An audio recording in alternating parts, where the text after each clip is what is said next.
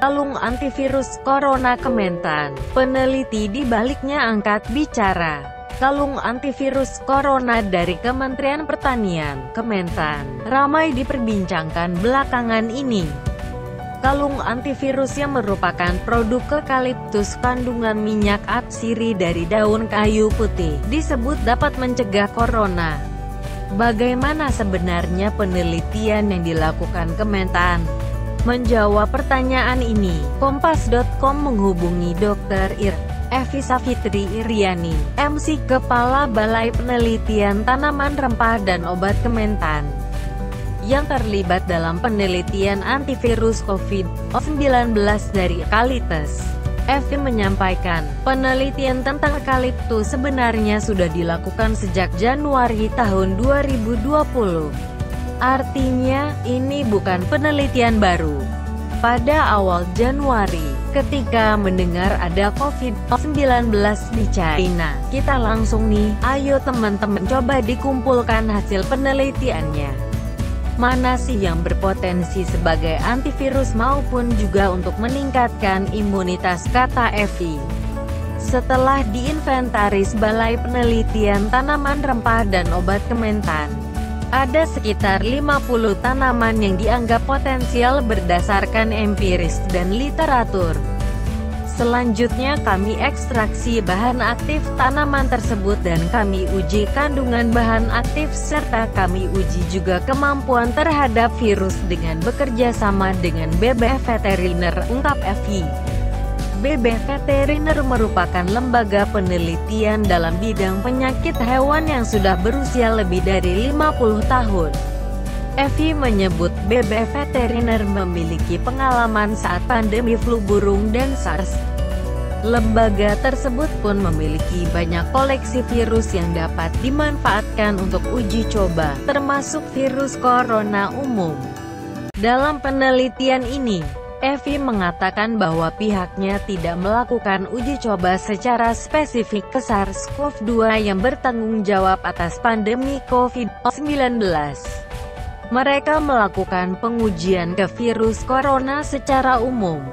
Karena SARS-CoV-2 belum dapat ditumbuhkan di lab, jadi kami ngujinya ke model virus corona, saudara yang paling dekat dengan si virus penyebab COVID-19 ini, ungkap Evi.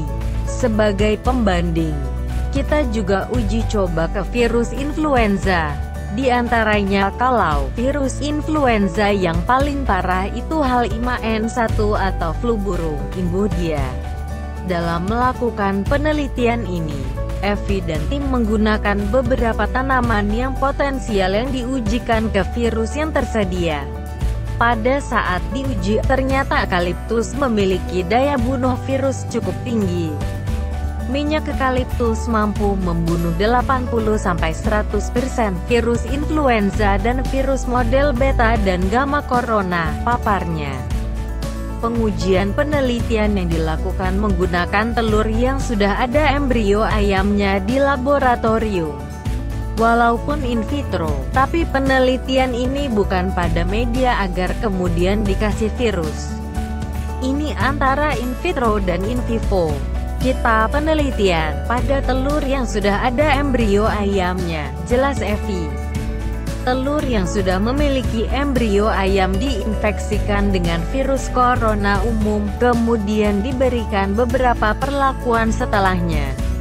Ada telur yang diberi eukaliptus dengan konsentrasi mulai dari 0,1%, 1%, dan 10%. Selain diberi eukaliptus, tim juga memberikan beberapa bahan lain pada telur ayam sebagai pembanding. Setelah embrio ayam kita diamkan selama seminggu, kita pecahkan telurnya dan kita lihat, kata Evi. Kalau telur yang hanya diberi virus saja, embrio ayamnya mati semua. Berarti dia, embrio ayamnya, mati terserang virus imbuhnya.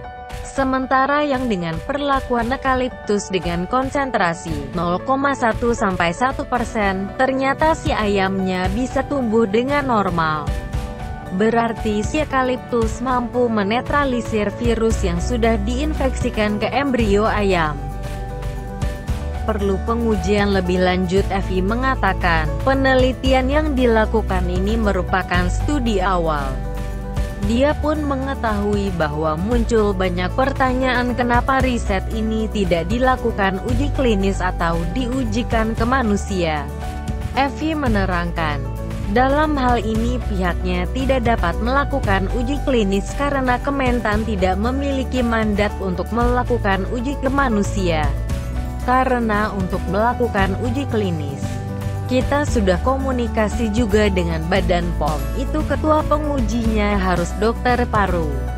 Kami Kementerian Pertanian enggak punya dokter, jadi hasil ini yang kita publis ke masyarakat, terangnya.